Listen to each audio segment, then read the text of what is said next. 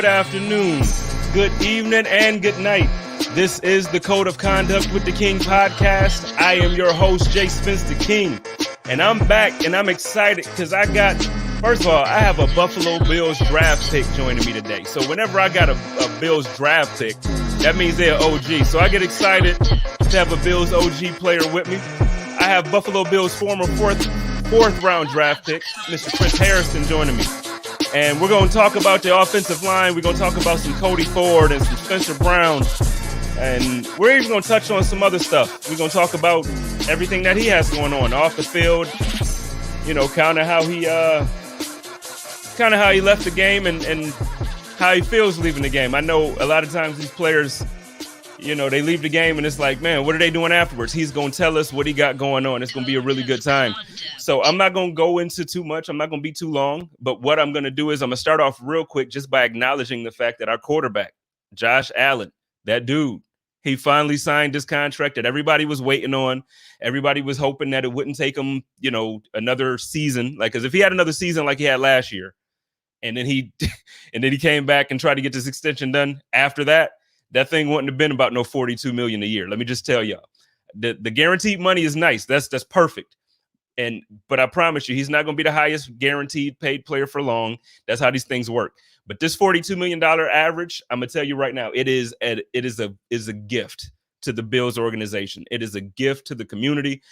I know I just said he's the most paid or guaranteed money and blah blah blah blah blah. Right? I get that, and it sounds like it's not a discount. This thing is going to change a whole lot when this TV money kick in. So like right now, we still looking at the fact that the cap kind of went down a little bit and then they gave us a little bit and blah, blah, blah, blah, right? Next season, we're going to see this cap jump up a little bit more. And that 42 is going to look like a real good discount when other guys start to get paid. So I don't know if Baker or Lamar will get paid more than Josh because I don't think that they earned more than Josh. But there's one thing that you can guarantee. One, your boy Lamar Jackson is going to get paid. He going to get the check. He going to get the entire thing, that any kind of bag you like, ladies, that's the kind he going to get. He going to get the Coach one, the Gucci one. He going to get whatever, a Birkin bag, any type of bag you can think of. Lamar Jackson going to get it for two reasons. One, he has not lost since he came in as a rookie. He's been a winner. He's gotten those guys to the playoffs. Now, granted, he didn't make it as far as Josh, but he's gotten to the playoffs. His second year in the league, he was league MVP. Just a lot of things that Lamar Jackson has already done. It's impossible for us to, and I understand a lot of times we want to, you know, if it's not our guy, we don't want to admit how awesome they are. I get it. He needs to improve his passing. He's not as solid outside of the numbers. It don't matter. Lamar Jackson is that dude. He's that dude. So he going to get the bag. My man Baker, I know I give Baker a hard time. I come on here and I joke about him bad. I do. But in reality, same situation in a way. He didn't quite win the same way Lamar is winning. He's not winning the same way Josh is winning, but he's the first quarterback to take that organization to the playoffs in almost 2 decades. He's the first guy to come in there with some consistency. They drafted probably as many quarterbacks as the Buffalo Bills did actually they drafted more quarterbacks, but they probably brought in as many as the Bills did over the years. So look, I think what Josh Allen did is absolutely a blessing for the Buffalo Bills organization. And we need to take full advantage of that. And this is the year to do it. I'm not gonna go too much longer into that. I'm just happy that we got our guy locked down for a long, long time. I'm gonna bring my guest in real quick because I'm actually really excited to talk about the line. I'm excited to talk about. I had some questions about last season that I feel like didn't get answered from a player's perspective as well. So I'm gonna bring my man Chris Hairston in. Man, thank you so much for joining me. How's it going? I'm doing good, man. Doing good. Thank you for having me on. Man, like I told you before we went live, it's a pleasure.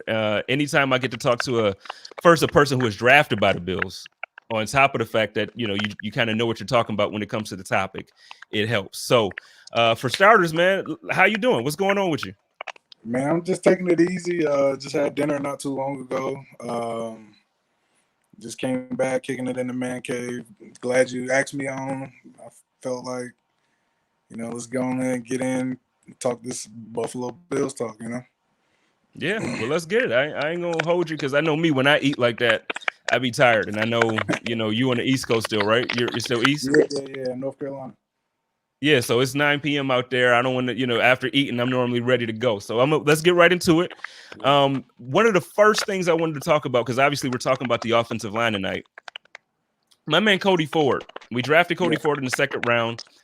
A lot of people thought that he was going to be the right tackle. Then it was like, man, he needs to end up moving to the right guard. And then the team had some injuries and a bunch of different things. They moved him to left guard. Now it sounds like in the pressers, it sounds like Cody's back on the right side at the right guard position. I don't know. But first, how do you feel about Cody Ford? And then how do you feel about like the musical chair situation that they've been playing with him? First off, I've always liked Cody Ford as a prospect when he was at Oklahoma. I thought he was going to be really, really good. I thought getting him in the second round was, good job by the guys upstairs in the Buffalo Bills and seeing him. And I think this is his chance to actually take control of a spot. They're giving him every chance, and I think this will be the camp where he's going to have to do it if he wants to stick around and get that next contract. And I think seeing him progress will kind of take the O-line to the next level, or whoever comes out, however it shakes out. I think if Cody Ford progresses, you'll see their offense really kind of progress and take the next step. Well, so when you say, okay, because I talk to a lot of obviously other content creators, and I talk to a lot of podcasters, journalists. But so as a football player, as a tackle yourself, right? So when you say you want to see him progress, what are the things you're looking for that says, hey, I want to see Cody take this or do this to actually take that step forward? Cody specifically is consistency and kind of setting the expectation of what you're able to do, play in and play out, whether it be run, pass, whatever.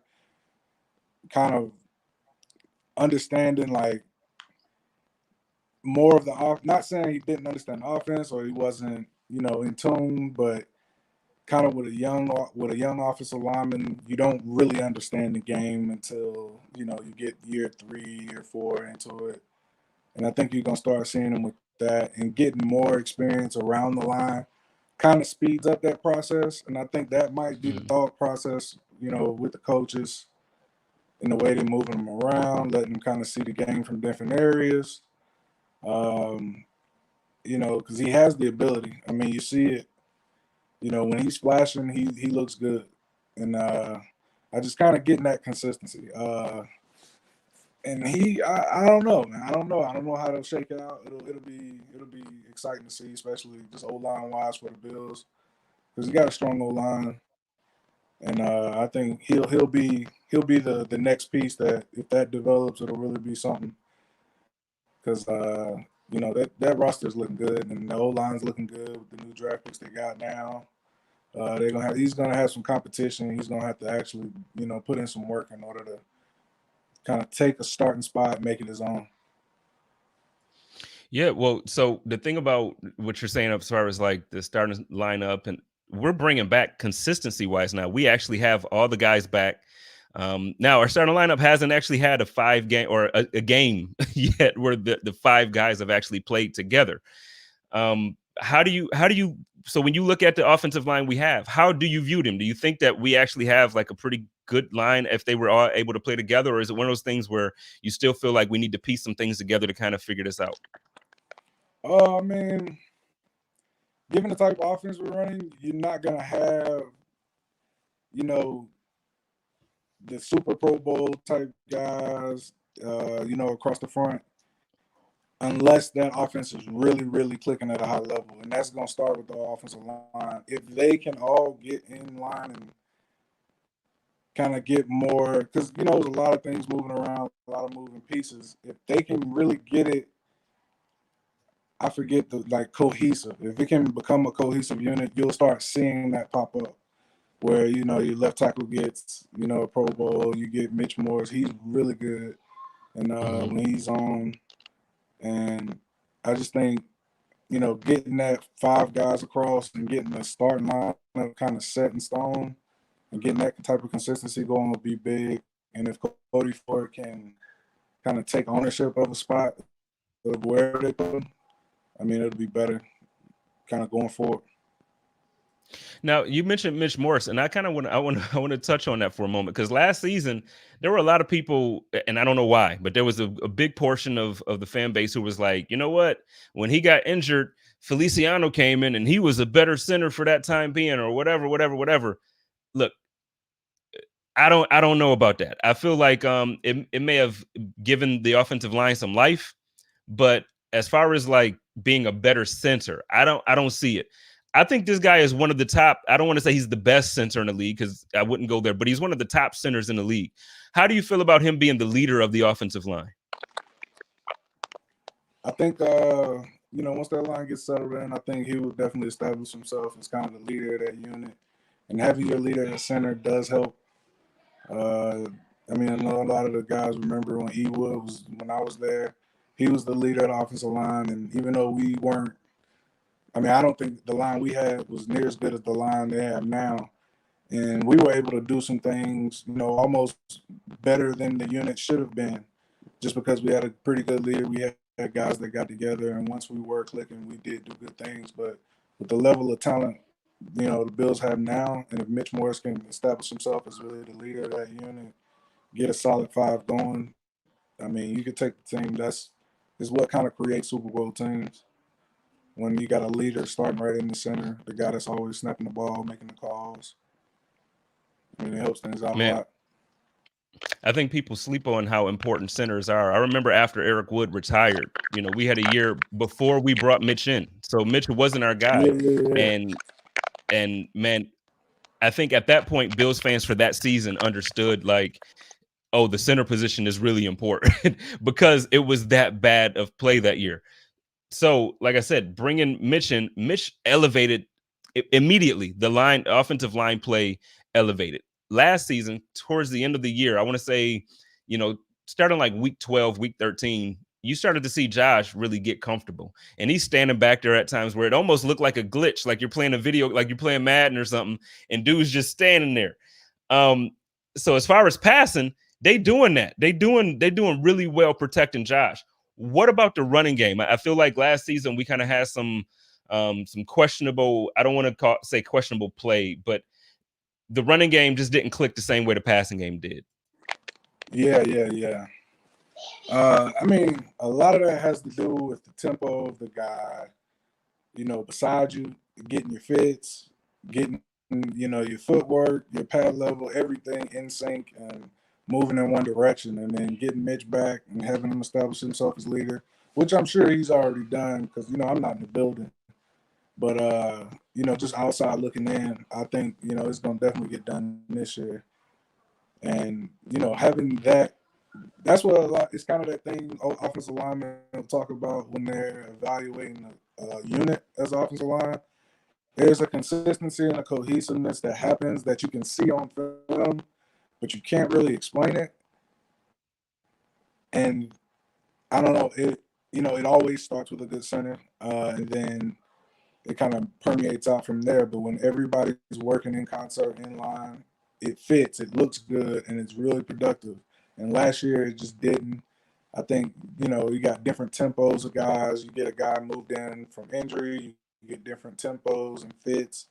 With your combo blocks, and if you don't get throws, if you don't get your double teams down, and you're not winning your one on ones, you're gonna have trouble in the running game. Well, how do you this season coming up? There are some big expectations now for the running game to improve. So, based off of what you saw last year from the team, and I know what you just said, but as far as the cohesion that we need to see, and as far as like the exact, I guess if you were the coach at this point, so if you were the offensive line coach and you know how the offensive line performed when it came to the running game last season, and now heading into this season, okay, we have to be better. What is it with the same group of guys that we have? What is it that you're going into the locker room or training camp saying, like, hey, guys, this is what we're going to focus on so we can be better in the running game? I think a whole lot of it has to do with kind of staying on the same tempo, staying on target together. So a lot of the things I would be working on, just individual drills. There's a lot of indie work where you're fitting up blocks together, where you're doing, a whole lot of, you're kind of focusing in on the run game and understanding your first 2, 3 steps have to all be in concert, have to all get you to the same level.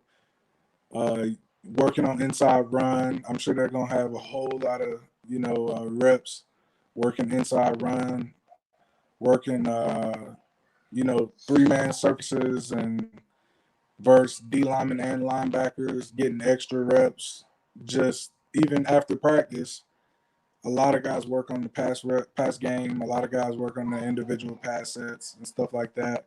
I think this year I think the coaches will kind of make a pointed effort to show the guys and let the guys know that working on your run fits together, even slow motion, to where you can just get it blindly. Uh, you can get double teams fit up blindly, where you can get the down guy and the linebacker, which kind of turns a 1 to 2 yard gain into the 4 to 5, the 6 to 7, and Mm-hmm. getting those running backs running as confident as they can as they see that happen in camp and then in the preseason will be a huge deal. Okay. Well, real quick, I want to shout out my guy Vlad. He's the first super chat of the year. So he didn't ask a question or he didn't have anything for you, but I want to shout him out. Thank you so much, man. Everybody, super chats are live. So if you do want to ask Chris a question and you have just or you just want to say hey to him, you get priority and you absolutely get the comment or question answered by Chris or by me. Go ahead and go for it. Anything you want to donate or anything you want to do it, man, we're gonna have some fun tonight. So I want to get back to the Bills, but before we continue to talk about the Bills, you actually also played for at the time the San Diego Chargers. Now they're in LA. They got a rookie out there that looks, he's not Josh. Bills fans got to throw that out there first. So he's not Josh, but I don't know, man. They look pretty solid out there. How do you feel about just the way the Chargers are looking this season going into it, and how do you feel about that young quarterback? Man, I like Herb a lot. With the Bills and the Chargers being kind of my two teams that I really, really look after. It's good to see both teams kind of get their franchise guy. I think, as far as the AFC, I think Josh, Baker, and Lamar will kind of be the future, along with Deshaun. I don't know how long he'll be, in the AFC, but I know they were talking about a bunch of trade stuff with that. But seeing her, I think he's gonna progress. I think you're gonna see him take a lot more, ownership of the offense. As he gets older. It was an impressive rookie season. It's hard to imagine. There'll be a limitation to his ability. He can really get that ball out. He can spin it pretty good. But I won't. Truthfully, I don't think he's as good as Josh, but I think he has a chance of being at that level. Given a few more years and seeing how he progresses and how that roster progresses too. Yeah, I agree. Well, obviously, as a Bills fan, I'm going to agree he's not as good as Josh. But in reality, the thing is, coming in as a rookie, he did some things his rookie year that not many guys I've ever seen do their rookie year. So, I don't want to say he's as good as Josh now, but I do think that if he goes down this route, he can be that good. I see it that way. But you mentioned that it's good to see both franchises kind of get their guy. They got their franchise guy. I want to this is a personal thing. I know I was telling you this before we went live that I was going to bring this up. So when you were drafted in 2011, you kind of were here for some, a little bit of a carousel as well as far as the quarterback position. But we also, while you were here, drafted EJ Manuel, and I'm an EJ Manuel guy. I'm not saying that I'm a fan to the point where I thought the team, got rid of him too soon because he was going to turn into Josh Allen, or I'm not saying anything like that. But what I am saying is I think he got the short end of the stick when it came to Doug Marrone. I think that Doug Marrone, the lack of confidence in him, and I think he actually said this on the Eric Wood podcast not too long ago, that just the lack of confidence that the team kind of showed in him, and also, just really he lacked confidence in his body after his knee. And so with the team lacking confidence, it just really didn't help him. From a player's perspective, inside that locker room, what can you remember and what can you tell me about like just watching EJ go through that and kind of figuring out like, well, who's going to be the starter and how, just how the team looked at the starting quarterback position from when you were here?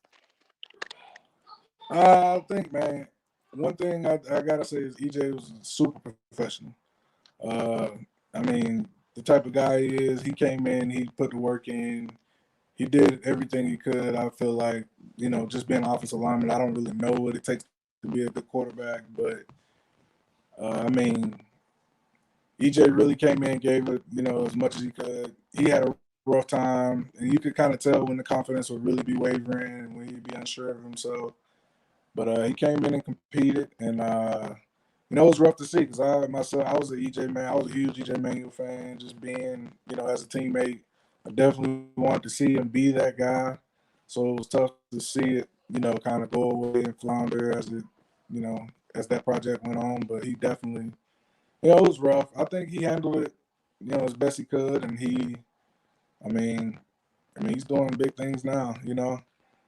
But it was crazy to be a part of. I was kind of glad to be there and kind of see it happen because I had never, a lot of teams don't draft quarterbacks a whole lot. So not for first round quarterback. So being there and being able to be there was that was cool. Yeah. So with him, I'm gonna follow up on that question because, like I said, I am a EJ fan, and one of the things that I guess one of the things I wanted to know, because you mentioned how much of a pro he was, and you mentioned that he came and he did the work and he did everything that was necessary. What do you think was the disconnect? Like, so from your standpoint as a player on the roster, was it more so the style of play that you feel like Marone and the team wasn't necessarily behind and they wanted to move on from? Because when they brought in Orton, it was a completely different style of team. So, I mean, do you think it was the style of play? Do you think it was the talent that EJ was able to put on the field, or what was it that really got him? Because from a fan standpoint, for me, it just kind of looked like he wasn't Marone's guy, and Marone was just like, okay, screw this dude. I'm gonna just put somebody I want in instead of him. Yeah. I mean, kind of the level of trust just probably really wasn't there, where you would, kind of put it in the quarterback's hands to let him call plays and let him kind of do his thing, and you know, and that, you kind of put him behind the eight ball. I think it was a bit of, it probably wasn't Marone's guy. I know there was differing opinions on the quarterback when he got selected, back then, and I don't know, man, because it was. I mean, you were kind of helpless watching as a teammate. So it was more so like, I wish him the best of luck, but sometimes there would be issues with the offense. It needed a shake up. So Marone went and got a guy that I guess he did trust enough to call certain plays, to let certain things go, to let them audible. And those things matter because if you're not able to do those things, it kind of puts you in a box where you can press and press as hard as you want, and you're going to have trouble finding success. Yeah, it sucks, man. Because like you said, and I know you being a teammate, he was drafted here. You wanted to see him succeed as well, but it is what it is. Now he's gone. He's doing his thing, ACC Network, and I mean, he's killing it. EJ is killing it. We were set to have EJ on, and some things happened, so we're actually going to reschedule to have EJ on some point during the season. So, but that's going to be fun. I can't wait to talk to EJ. I can't wait to kind of get his perspective about everything that's happened, and then even after that, because I know he transitioned to other teams. He did the backup thing in Kansas City, and he did some other things. So we're going to talk to EJ, but back to the Bills stuff, man. So when you were here, or when you were with the Bills, outside of actually playing football, I always have to ask everybody because Bills Mafia is famous for being, you use the word fanatic. Like, they say fans and they say fanatic. I think the real thing is Bills fans are legit fanatics. So outside of actually playing in the game on Sundays and the one-off Thursday night game that we would get, what is it that you remember the most about the city of Buffalo and the fans, or what is your favorite memory of that? Man. I had a lot of fun in Buffalo, man. I really enjoy, the people of Buffalo. I spent a lot of time out on Chippewa, in Buffalo, out at the casino, out at Niagara Falls. Anytime people would come into town, I'd just take them around. And, that's kind of what I miss about Buffalo. It was a fun place to be. And at the same time, it was real chill. Like the fans were really cool. They weren't like a lot of places fans are weird, but in Buffalo, it's kind of like they're happy to see you out, even if you win or lose. They come up and talk to you, and it's not like a weird deal. They're like, I don't know, it's a real chill place, and I don't know. Buffalo was a lot of fun. It's definitely a drinking town, and I did my share of it. And It's definitely a drinking shot. You're not lying about that, man. What's your favorite wing spot when you come? Because I know obviously everybody talks about Anchor Bar and whatnot. I'm hoping that that's not your first go to. nah, I did a lot of dandelions. I was a big fan of dandelions. Um, where else would I go for wings? Man, it's been a while. For pizza and wings, I go to a spot called Capelli's. Okay. Um, that'd be a spot I go to a lot. Man, it's been a long time. Yeah, I Italian, know. We were just talking Carlos. before we went live. We were just talking. I was asking if you were going to try to make it to a game this season. So if you make it, like I said, I'll be at the home opener. If you make it there, I'm gonna make sure you get some wing. You can get a variety, so you can kind of, you can pick and choose. But you got to make it. I know you said you're talking to some guys. We got to get you there. We absolutely got to get you there. Which game are you looking at? We weren't even sure yet. I was just trying to make sure I got to one this year because it's been about. I think it's been like 3 years. Yeah, it's been like 3 years since I've been to a Buffalo game. But man, I gotta get the one this year, man. I'm gonna have to look in. I'm gonna get back with you because when I come up, man, I'm gonna be all around the parking lot. I'm gonna try to get a tailgate set up and really have some fun. All right. Well, let's get back to this year's version of the Buffalo Bills and the offensive line. I kind of told everybody we were going to take a deep dive, so I feel like we haven't really dove into anything. So let's get started on that. First, this year we drafted our rookie, man. We got an offensive tackle that we drafted this year in Spencer Brown.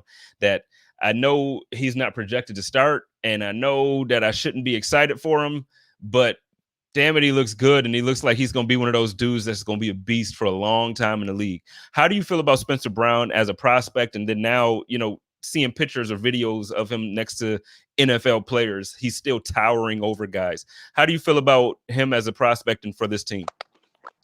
I think the sky's the limit with that guy, man. As soon as I saw him, and when he got, because I didn't know too much about him before the draft. But when I saw the Bills drafted him, I went and checked out his film, went and got on YouTube. And, the thing, fans do, every fan does it, I think. Well, at least I do. Man, and it thought, like, I was like, man, he is impressive. The guy, like, looks the part, plays hard, plays to the whistle. Uh, I think the skill set he has and the ability, athletic ability, it'll transfer over no matter what spot they try to give him a chance at. It'll be exciting to see him develop. I think he'll be a monster. I think he might be able to take over one of those tackle spots. I hadn't seen him in practice. I hadn't caught any practice of him or anything, but man, I don't know, man. I think he'll be good. I think he'll be really good. Now, the thing is, you say he might take over one of those tackle spots, man. We have obviously Deion Dawkins as our starting left tackle. We just re-signed Daryl Williams to the right tackle position. He came in and he showed up last year in a way that I don't think anybody expected him to. He solidified the line over there. But again, I think Spencer Brown is going to be solid, man. So do you see this being like a developmental situation where he sits for a year or two and lets Williams play that contract out? Or is this something that you feel like, okay, this guy is undeniable at some point, you're just going to have to get him in that line? I mean, it just kind of how fast he progresses. It'll kind of be on him. I know they'll have a lot of faith in him because guys, Buffalo guys get drafted. The team really, they'll hate to come up right after EJ after we talked about EJ, but I think he'll be a Buffalo guy. I think he's one of the guys that I think he'll have a chance to develop. I think he'll sit a year, and I think he'll have time to really, develop his game. I mean, however he progresses though, because if he comes out and he's really showing, he can contribute and compete, I think they'll get him on the field wherever they need to, whether it be, guard or injuries arise. I think he might be the first guy in wherever it goes. I mean, I don't really know how that's shaking out, but it's going. I just want to see him on the field, and once you kind of get him in preseason, I think you'll realize he might be a guy that you get on the field as soon as possible. But at the same time, if he has the chance to really develop and take a year and become a pro and really understand, he'll be around for a long time. I'm hoping so because he has everything that I feel like it takes to be a beast on that offensive side of the ball, on the line, I should say. But we'll see how that shakes out. Let me ask you something about last year, and I know you're not part of the team, you're not part of the, so this is all opinion, everybody. So, or just outlook from from a player's perspective. So last year, man, everybody was excited, including me, because again, we were trying to do the consistency thing. We brought back every single starter from our line. Quentin Spain was here. And during the offseason, it seemed like Quentin Spain was so happy. Everything was perfect. Like, oh man, Buffalo. I love Buffalo. I don't want to go nowhere. Only Buffalo. He signed the extension, Buffalo. And like he just kept talking about Buffalo. And then the season starts, and it seems like they fell out of favor with him, or he fell out of favor with the team. And then out of nowhere, he's asking to be released. And it's just like a whole whirlwind of stuff. What do you, outside looking in, because again, you're not part of the team right now, you're happily retired, chilling. What do you, how do you view that? Like, to me, it was a crazy situation. I mean, it's hard to say, but like I couldn't even imagine what it would have been to turn that fast. You know what I mean? Yeah. So yeah. And he was definitely a good player. He definitely helped the team when he was there and playing good ball. And man, I don't know. I don't even know. It's just I don't know. It's hard to say because what could have happened. I think we just lost my man Chris. We're gonna get him back. He's been having issues all night with the sound. So we'll get him back, see if we can get things going. But let's have some questions going in the meantime before I get him back in here. I'll scroll up and see what people have thrown out here. Let's see. Well, it looks like y'all just been kind of fighting and talking in between each other. So, you know what? Let's just have some announcement time until I get him back. Starting before September, actually, the end of August, I got the real Mike Robb joining me August 30th. Make sure y'all pop in for that. It's gonna be off the hook. It's gonna be one of the best, hopefully one of the best episodes that I have. Directly following that next week, I will no longer be on Mondays. The code of conduct will be switching to Tuesdays because the season is starting.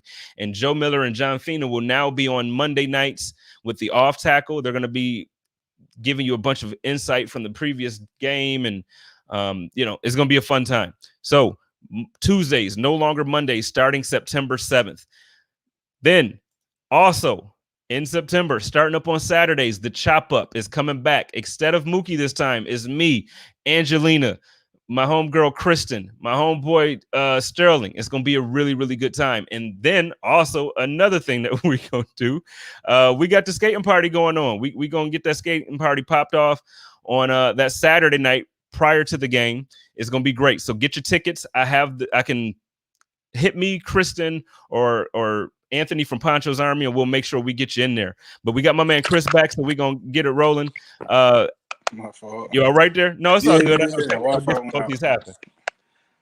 Yeah, Wi-Fi went no. out real fast. I had to reset it real quick. Yeah, I know how that goes. Trust me, I know how that goes. So I think we left off with the Feliciano, or not the Quentin Spain thing.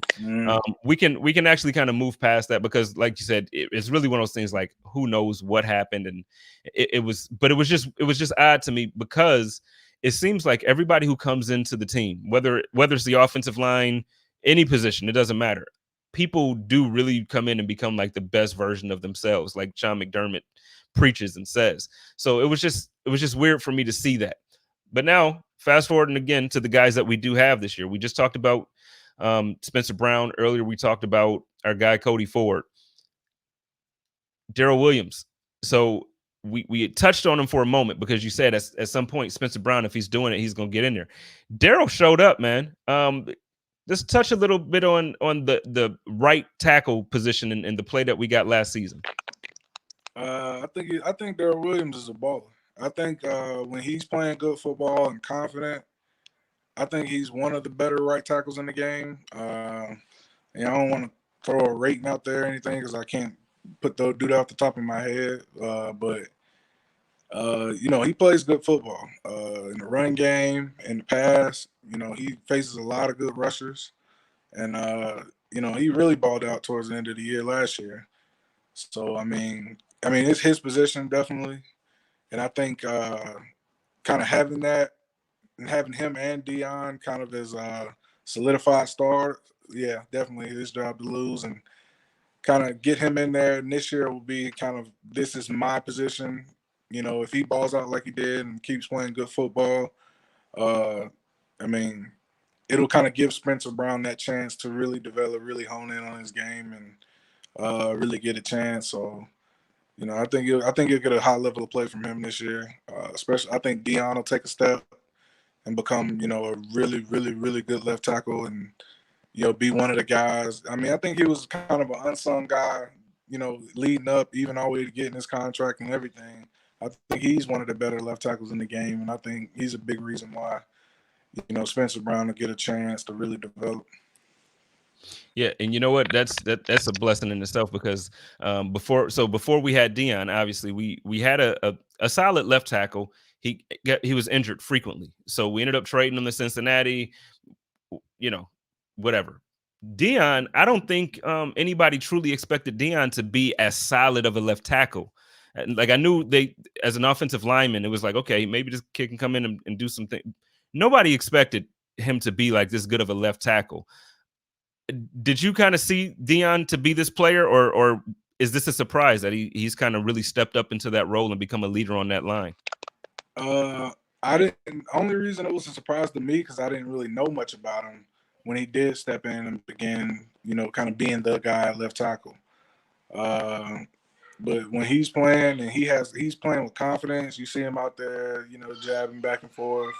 He plays to the whistle, and when he's like really in his game and playing, getting guys one on one, good rushers and locking them up, he plays at a high level. I like him a lot as a left tackle.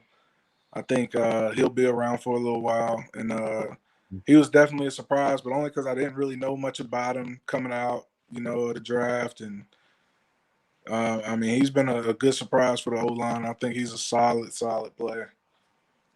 Yeah, Amanda says that she thinks Dion doesn't get enough credit sometimes. She thinks he's amazing, and I agree. On top of him being a very good player, he's one of those guys. He's a community dude. Like the city of Buffalo, I think right now we have a whole roster full of them. But before the Bills became cool, quote unquote, before like now they were good, so now it's like we got all these bandwagon fans. But prior to that, Dion was one of he and Trey White, in my opinion, were the personalities that came in and was like, okay, we're gonna make this thing fun. It's gonna be a blast to be here.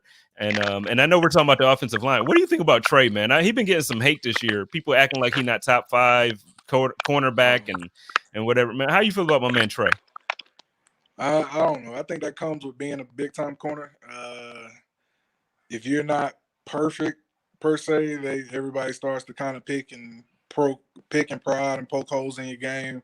But that man, he's legit. He's one of those guys when he's playing and he's in his game, he's taking over a side of the field. And that's nobody can even really come with an argument that says anything different. It's just here and there you might have a game or two and people will harp on that for the next year. But I mean Trey Davis, yeah, he's the real deal. Real deal. I mean, because people used to obviously, my man Stevie Johnson had a condo on Revis Island, you know what I mean? But that never made people say that Revis wasn't a great cornerback just because he got ate up by Stevie every time they played Buffalo. So the thing is, like Trey, he has a couple games. I always reference DeAndre Hopkins. It seems like DeAndre Hopkins has good games against Trey. He did a really good job against Devontae Adams, who a lot of people look at as the best receiver in the league. He did a really good job against him. He did a really good job against a lot of big name guys. Trey held his own. So I don't see Trey being like, I still see him as a top 5 guy. But I keep getting on these tangents because I just love talking football with you, man. But the offensive line, we're gonna get back to that. Feliciano. So now, like I said, last year he came back. He was injured. When he came back, he did come in and he kind of re-energized the team. He had some energy that the offensive line just didn't quite. It didn't seem like they had. There's also some rumblings that's like, but he's also not the most solid or consistent player at times on the line. Is he somebody that you see sticking around for some time? Do you see him being like somebody who is a legitimate, sure piece of this team, or is there somebody that we can kind of hopefully develop and bring in better? I believe this year he'll be, he'll be a solid starter. I think he'll play good football. I think, he is who he is. He's not, the game-breaking offensive lineman that's crushing stuff, but he does play good football. He does when he's in the lineup. When he's in the lineup, he does understand the cohesion and everything else it takes to be productive across the line. I'm not sure what the team has for him, in the future. I'm not up to. Is he up this? He might be up for a deal this year or next year. I I think he's forget. up this year. Yeah, I'll let you yeah, know by the yeah. time you're done with the comment. Yeah, but it's hard to say. I think the team has really gotten better at the offensive line, just from top to bottom. And as the team gets better and better, guys will come and go. Um, if Feliciano come in and has a great year, I think he will stick around. I do think he's good enough to where you can build around him and, build an O-line, at the right price. But it's hard to say because, the offensive line Dude, behind the front five guys have gotten better.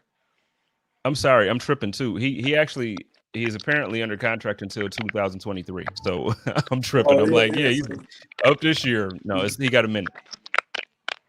Yeah, but I think he's a good player. When he's not injured, and he definitely when he gets back in there, you do see a level of cohesion that the line was missing before he had got back in, and when you provide value to a team like that, it means a lot, especially across the whole line. All right. So before we kind of go to a full outlook of the season now, because now we added the 17th game. So I kind of want to talk about a couple of those things. But before we completely migrate off of the line, I want to know, man, as a player, when you were in the league, the offensive line that you played on did a lot of great things. Like actually, like they were really good. I know you mentioned you feel like now the talent on the line is better. Out of the comparison, what makes you feel that way? Because I feel like some of the performances that we've seen from the offensive line when you were on the team as a unit, I feel like the unit played better. What is it that you feel like now separates the two? I think the athletic ability, and just kind of the variety of the things they're able to do with the offensive line that's there now as opposed to us. Uh, we did a lot of quick game. We did a lot of, we got the ball out as fast as we could. Those guys can hold up a lot better than we did on those developing longer routes. I think one-on-one, I just think that, honestly, they were better. Like Dion was definitely better than I was at left tackle. And I just think as a unit all together, seeing them when they're playing at their best level versus when we were playing at our best level, I think the offense will just be able to do more with that new offensive line. Okay. Well, so now talking about the new offensive line and what the offense can do. Last year, Josh Allen was an MVP runner-up. He threw for 4,500 plus yards, 37 touchdowns, 10 interceptions. Everybody knows the stats. I can run them off in my sleep. What do you think this year, man? How do you feel about the Buffalo Bills? What are you looking for out of a 17 game schedule instead of 17 weeks before? Now it's 18 weeks. So what do you think? Are we going to get basically 13-4, like another 13 win season, or how do you feel like this year's going to end up? I thought about that when you asked me on, and I went and looked through the schedule. I think you could get 14. You could mess around and get 14 games, and like number one seed in the playoffs type of. I think that's the I wouldn't even say that would be like overachieving. With this team, Right. I think the teams come together to a point where you get, Josh playing at a high level. You get those running backs confident. The defense gets rolling. It's not going to be a whole lot of teams that's going to be able to beat Buffalo. And the coaching staff, they get out there. It's going to be a whole lot of teams going to leave. You know, going to leave with some L's afterwards. And I mean, I think this year will be the year that the team could be like legitimate Super Bowl contenders from week one all the way through to the end of the season. Yeah, last year so I thought, and I'm on record saying it, like, so I thought this was going to be the year that we would do what we did last year. So I kind of thought like we were a year ahead of schedule. So now it's like, oh, okay, since we're a year ahead of schedule, let's go ahead and get this thing. Let's go for it now. But especially now that we did the extension for Josh Allen, I know at the beginning or at the top of the show, I'd said like, hey, it's still a plug for the team. Like this is a discount if you really look at it, because by the time that contract really kicks in, it won't be the top contract for quarterbacks. It won't be in the top 5 for quarter, because these other guys are going to get paid. So knowing what we know and going there, how else after this season, because we can't pay everybody again like we did. We can't. Now that Josh has taken up that, what do you think the move is going to be going forward to stay at this level of competition and possibly hopefully get better? I think it's going to be a lot of it's going to be a lot on that scouting department and developing the drafts that you get. Once you kind of sign your quarterback, the guys you got in the building are going to be your guys. You're not going to be able to make huge free agency splashes. Mm-hmm. You're going to lose a few names here and there of really good players. So it's going to, as the team develops, as that roster develops, you're going to see, I think, Josh take over a little more. And, and really right now, I mean, he's going to have every weapon necessary, and right now is the time that you're going to see the team start developing those guys that are going to be up next, especially in the playmaking category, where those playmakers get paid big money, and you're going to see guys, I think, just come from undrafted. This is where you get those undrafted guys that develop into real big time players, and if you can get that happening right after you get your quarterback signed to a pretty good big deal, you'll see the team maintain a pretty good level of competition.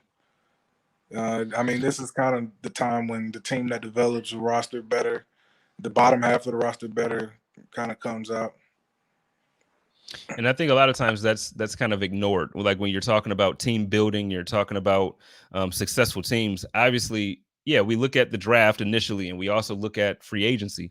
But it has a lot to do with developing those guys who are undrafted, or those free agents that come in who kind of want to keep their careers going. And it depends a lot on that. One of the things that I feel confident in is that Brandon Beane and Sean McDermott's scouting department has done a very good job at that. We got some players on both sides of the ball who have, I want to say, pretty much they overplayed their contract, even as a undrafted guy. Like last year, Justin Zimmer played better than than wherever we got him at. How do you view the scouting department for this Bills team? Do you think that we have the right fit? Because the thing is, we're going to lose Brian Daboll. I know we have him this year, and we kept him. We're going to lose, we're going to lose a bunch of those guys. You can't keep it going for 7 years where you have the same head coach, offensive coordinator, defensive coordinator. So what you thinking about the future here? You got offense playing at a level like you did last year. It's amazing that you're able to keep your OC. And, you got a small window of opportunity right now where I think everything's in line to really go after and win that Super Bowl. But as the years progress, I think the scouting department is really, really, really good at being able to find guys and identify who needs to develop, how, when, and kind of give them the room to. The circumstances has been really good. Like right now for the O-line with Spencer, with the level of talent of the guys who are overplaying their contract right now, that kind of makes the perfect opportunity and environment for the guys that are under him to really kind of see how it's done and be ready to hop in. And that if you're able to get that kind of pipeline and process going, it fulfills itself where you're not going to be paying, bajillion dollars for the new free agency signing or for a guy that's been there with you. He's able to kind of solidify that spot without being, at the top half of the salary chart. And, getting those kind of guys in is really huge, especially for, once you sign your quarterback to that big deal. All right. Well, Chris, I want to thank you for joining me, man. It's been some good insight as far as the way you view the offensive line and how you're looking at players to develop. Before I let you get out of here, why don't you? I know you mentioned that you're doing some things off the field right now. You're doing some community service things. Why don't you kind of shed some light on that? Let everybody know if there's anything that we can do to help and be supportive of those efforts. And then, like I said, if you have any charities that you want to highlight as well. I do want to bring to the platform, the idea of getting out there, helping at your local food bank. That's something I do all the time. Something my neighbor actually got me into after I got out of the game. You go over 1 day, 2 days a week, a few hours a day, help them move around some boxes, stock shelves, help people come in. And well, since the pandemic, it's been a little different, but call into your local food bank and volunteer and give all the time you can. It's a very rewarding thing. You get to meet people. You get to meet nice people. These the people that you meet out there, definitely helpful, kind, and it's just something you can do. And anybody that'll listen to me, I always like to tell them to go out and really support your local food bank and just find something, anything in your community that you feel like you can help your fellow person and do that. All right. Well, ladies and gentlemen, Mr. Chris Hairston, the 4th-round draft pick in 2011 for the Buffalo Bills. Everybody, I'm going to make sure I post his Twitter handle here. Are you on any other social networks, sir? Instagram, Twitter, and that's really it. Okay. Well, I'll make sure I'll get your Instagram on there. I don't use. Okay, yeah, I don't use Instagram much. I only use Twitter for the most part, but I'll find it and I'll make sure I tag you there. Everybody, go and follow my man Chris. He's Buffalo's own. We drafted him. Let's show him some love. Thank you so much for doing this with me, sir. And everybody, y'all know how I do it here. Y'all take care of each other. Y'all love each other and live in peace. And as always, stay positive, test negative,